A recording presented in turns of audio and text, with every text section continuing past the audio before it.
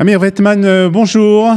Bonjour. Merci d'être avec nous ce matin sur Studio Kalita. Vous êtes membre du Likoud et nous sommes ensemble, bien entendu, pour parler un peu de tout ce qui se passe ces derniers jours au sein de ce parti. Ma première question, c'est d'abord comment vous, personnellement, vous avez appris ou vous avez ressenti plus exactement ces actes d'accusation, d'inculpation contre le Premier ministre Benyamin Netanyahou jeudi dernier? Eh bien, je pense comme chacun d'entre nous, malheureusement, je peux pas dire que j'étais grandement surpris par ce qui s'est passé, mais voilà, malheureusement, le système judiciaire israélien a décidé grosso modo de liquider Netanyahou en l'accusant avec des accusations qui, même si elles étaient vraies, en partant du principe que tout était vrai, ne justifierait pas un acte d'accusation. Ce serait dans le pire des cas probablement une question d'éthique. Alors on peut évidemment discuter de l'éthique de Netanyahou, mais entre là et faire quelque chose de criminel, je pense qu'il y a une très très très grande marge. Et donc on peut pas éviter l'impression que Netanyahou est poursuivi par la justice. Donc vous pensez vraiment, comme a dit Benyamin Netanyahou et d'autres membres du Likoud, qu'en fait c'est un règlement de compte entre le procureur et Benyamin Netanyahou, le Premier ministre, pas seulement le procureur, mais bien entendu tout le système juridique israélien. Écoutez, le système juridique israélien a besoin d'une réforme profonde, véritablement une réforme en profondeur, parce qu'il faut tout changer. La situation est devenue intolérable. D'ailleurs, pour dire la vérité, elle est intolérable depuis maintenant longtemps. Et si on peut trouver à Benyamin Netanyahou une faute politique, c'est depuis 10 ans, Benyamin Netanyahou n'a pas fait ce qu'il faut pour faire changer les choses. Et non seulement il n'a pas fait ce qu'il faut, mais en fait il a empêché les changements, parce que pendant de nombreuses années c'était lui qui était aux côtés du système judiciaire, alors que de nombreuses personnes, y compris au sein du Likoud, ont tenté de faire des réformes, et de manière générale Netanyahou a été celui qui a empêché ces réformes.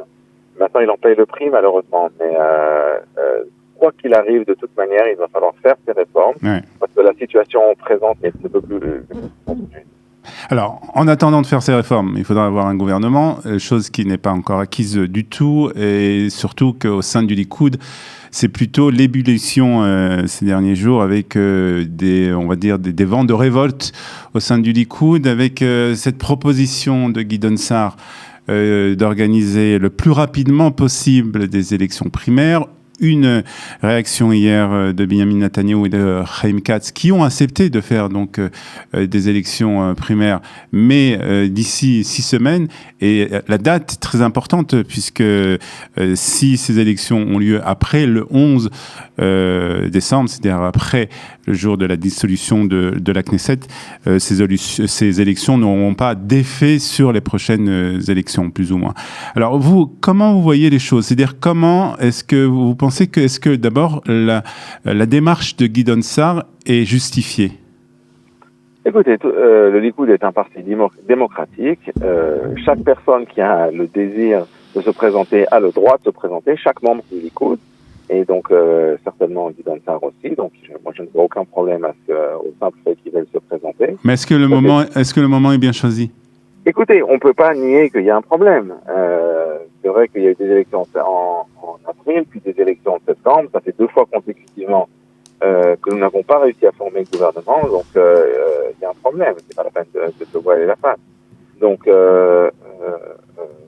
oui, ça démarche à un sens.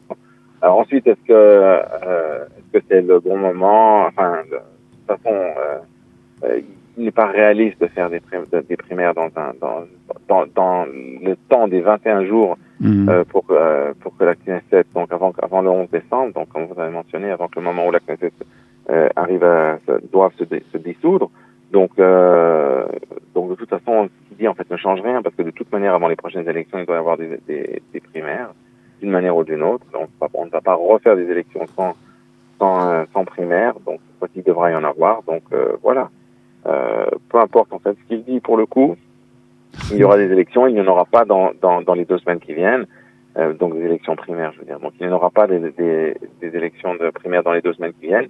Et si d'aventure la Knesset devait de nouveau être dissoute, eh bien, il y aura des élections après. Voilà. Mais la question quand même de la succession de Benjamin Netanyahu est aujourd'hui au centre des débats en fait du Likoud, même si on entend très peu parler les grands responsables du Likoud, les ténors de ce parti sont plutôt silencieux ces derniers jours.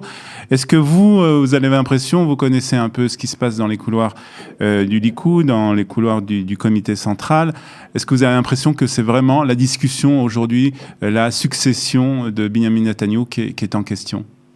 Évidemment que tout le monde en parle maintenant. Ceci étant, franchement, je n'ai pas l'impression que Netanyahu va perdre des primaires. Pour la simple et bonne raison que ce n'est ni les ténors du Likoud, ni les membres du comité central qui vont voter. Ce sont les membres du Likoud. Donc il y a près de 150 000 membres. Hein. En tout cas, il y aura peut-être 125 ou 130 000 membres qui auront le droit de vote. S'il y a des primaires maintenant, eh bien, ce sont eux qui décideront. Et pour autant que je puisse le juger,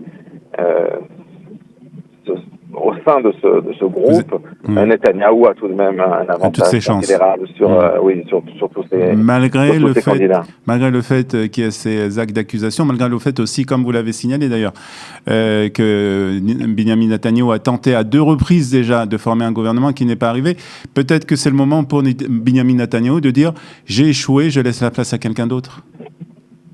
Ça, c'est à lui de voir. Vous savez, ça il a le droit de se présenter aux primaires, comme tout le monde, évidemment. Ouais. Et donc, je ne vois pas très bien Netanyahou renoncer. Maintenant, j'en sais rien. Mais a priori, je n'ai pas l'impression qu'il va renoncer. Donc, s'il ne renonce pas, eh bien voilà, il est le candidat favori aux primaires. C'est ce qu'on peut dire au jour d'aujourd'hui. Voilà. Est-ce que vous serez à la manifestation qui aura lieu ce mardi, donc demain, à Tel Aviv, une manifestation donc en faveur de Benjamin Netanyahu et contre ce qui a été appelé le putsch du système juridique en Israël? Non, franchement, moi j'ai autre chose à faire qu'aller à des manifestations. J'ai aussi des activités dans ma vie. En dehors d'aller à des manifestations, surtout que ma présence ne va rien changer, donc je vais m'abstenir. Maintenant, ceci étant, je pense que c'est bien qu'il y ait une manifestation, parce que, en effet, il y a un véritable problème, mais je pense que ce problème ne va pas être réglé à travers des manifestations. Le problème, il doit être réglé à la Knesset, et depuis 10 ans, la personne qui a empêché de faire ces réformes, je le répète, c'est Benjamin Netanyahu lui-même. Alors, j'ose espérer que maintenant il comprend presque que le système judiciaire se soit occupé de lui. J'espère qu'il comprend enfin que c'est à nous de nous occuper du système judiciaire et c'est à nous de restaurer la démocratie en Israël afin que la primauté des décisions et du pouvoir dans ce pays soit détenu par le peuple à travers ses représentants, c'est-à-dire à travers la Knesset et le Parlement et le gouvernement, et non à travers, en fin de compte, une technocratie juridique non élue qui fait à peu près ce qu'elle veut, contre la loi. Enfin, c'est inouï ce qui se passe dans ce pays. Donc il faut quand même arrêter avec ces histoires.